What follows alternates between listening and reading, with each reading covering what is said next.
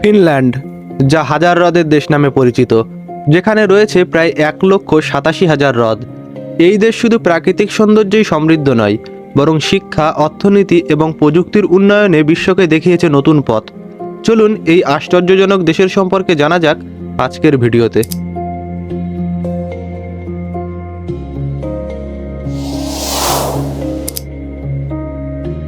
Finland ইউরোপের সবথেকে উত্তরে অবস্থিত দেশগুলির মধ্যে একটি।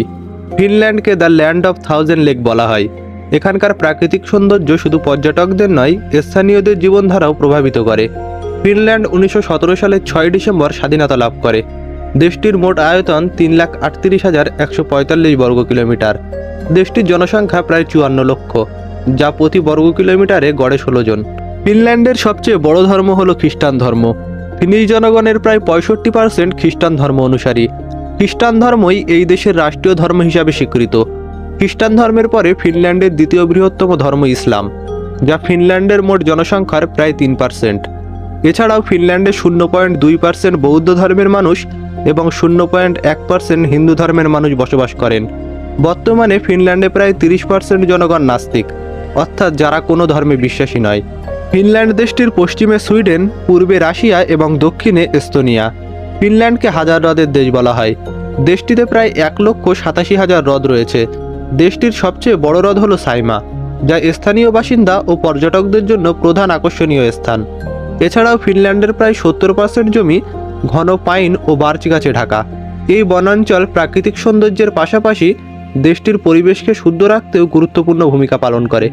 যদি ফিনল্যান্ডের অর্থনীতির কথা বলা হয়, তাহলে দেশটির মোট জিডিপি বর্তমানে প্রায় $320 বিলিয়ন এবং প্রতি জনগণের মাথাপিছু জিডিপি 58,000-এর বেশি, যা ফিনল্যান্ডকে পৃথিবীর শীর্ষ ধনী দেশগুলির তালিকায় 20তম স্থানে নিয়ে এসেছে। ইউরোপের দেশগুলির মধ্যে ফিনল্যান্ডের অর্থনৈতিক স্থিতিশীলতা অত্যন্ত প্রশংসনীয়।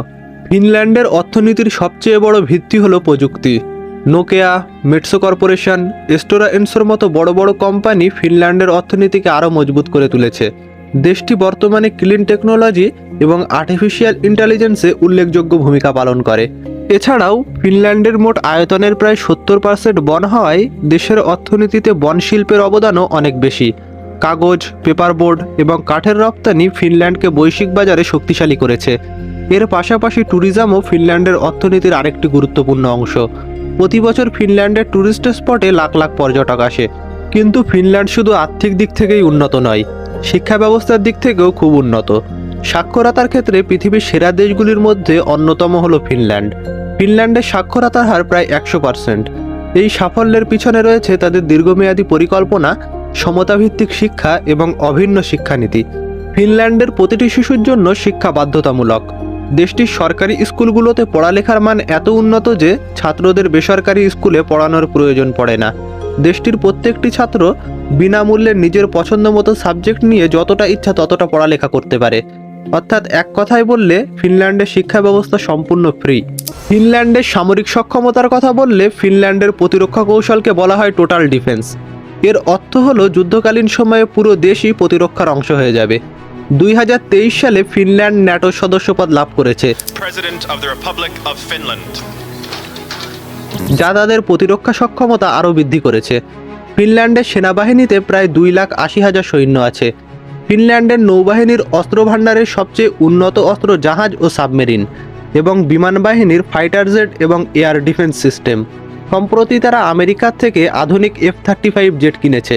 ফিনল্যান্ড প্রকৃত অর্থেই এক বিস্ময়কর দেশ, যেখানে প্রাকৃতিক সৌন্দর্য, উন্নত প্রযুক্তি এবং মানবিক উন্নয়ন একসাথে মিলে গড়ে তুলেছে এক দৃষ্টান্তমূলক সমাজ।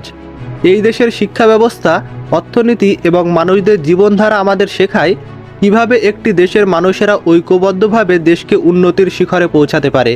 আশা করি এই তথ্যগুলি আপনাদেরকে অনুপ্রাণিত করেছে এবং ফিনল্যান্ড সম্পর্কে আরও জানার আগ্রহ জাগিয়েছে। ধন্যবাদ।